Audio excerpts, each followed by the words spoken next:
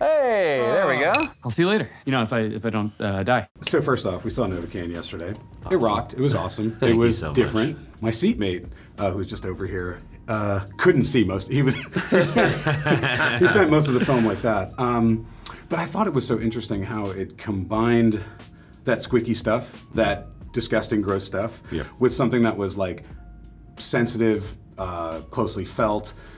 Like you guys said yesterday, rom-com almost. It is like something of a kind of fractured rom-com. So how did you combine those two energies? Something I would say, like, do you see that audiences are themselves mixing their appreciation for gore with their desire for a date movie?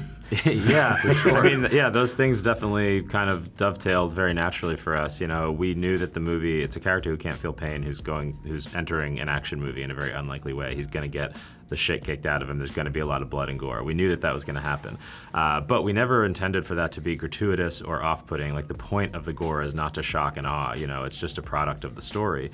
But our hope, and when we were designing it, this is what we were trying to achieve, is that all that humor and all that heart that's so kind of part and parcel with the tone, it softens it and it makes it so that you can laugh along with the gore. So even people who are usually queasy about blood or about, you know, seeing an arm snapped in half, we always have, it's either like there's a funny moment simultaneous with a beat of horrible violence, or a second later you get, you know, the joke element of it, so that you aren't... that total mixture is like required, you know, like because if you didn't have it, I think that like if this movie was dead serious and he was just like getting maimed like that, a certain be like, all right, I gotta go. It's like, you know? you veer into like torture porn territory, which is like the opposite of the kinds of movies we want to make. You know, like we have a very joyful approach to filmmaking. We want our movies to make people feel better about humanity at the end when they're leaving the theater than when they came in. And so it was really important to us to kind of like make sure that the violence and the gore was contextualized by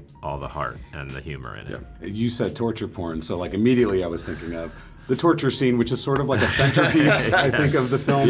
And it immediately did make me think of Hostel. I'm like, the last time I've seen somebody like, you know, tied to a chair and having awful things done to them was completely... Like, what if Hostel but funny? That was my first thought. So what was it like, I guess, filming that scene?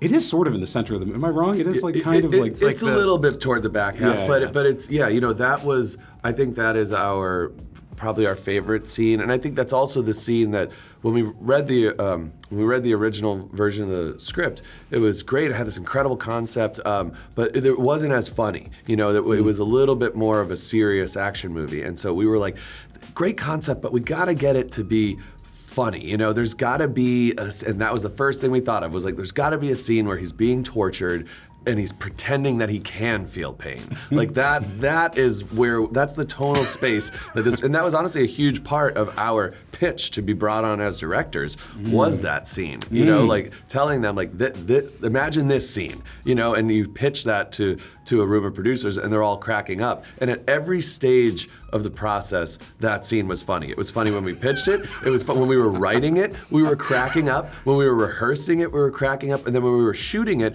we were blowing takes because we had crew members laughing, you know, and it was just so funny. And I remember the first time we watched a test audience watching that scene, just in the theater, just rolling, you know, and we just knew it. We were like, that scene is what the movie is. It's a microcosm of why this movie works, because there's such, you know, it's gory, but you're laughing, you know, you're cringing and you're looking at it through your fingers, but you're having a good time while doing so. And like that's like kind of the special sauce of this movie. It also leans perfectly into Jack's brand of humor, you know. So we got very lucky in that sense, because when we wrote that, when we wrote that scene, we didn't have Jack on the movie yet.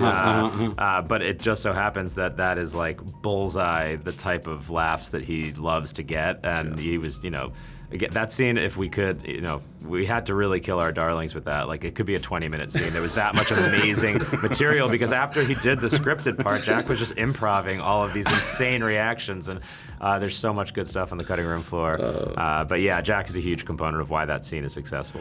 Just you talking about, like, I'm remembering it and laughing. I think the theater did erupt with it yesterday. It's impossible to not, because you're seeing, like, you're also having the fun trick when an actor gets to pretend they're a bad actor. Yes, so like that's folded into the whole. Which actors love to do. Yeah, they're so great. much fun with that. Yeah. It's fantastic. I have a note here about very, very, very large tattoo man. Yes. Yes.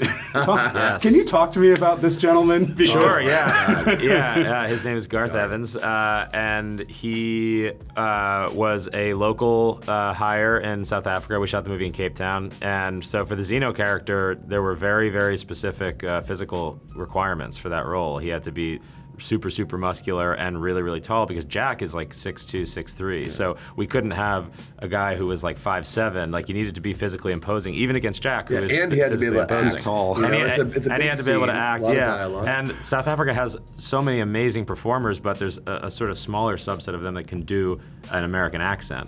And so we just decided, well, you know, the movie takes place in San Diego. Like there, of course, are South Africans in San Diego, so we can have this one South African accent. But if we ever had two, it would give up the game, and you'd know we shot it in South Africa. So he was the one accent we were able to have.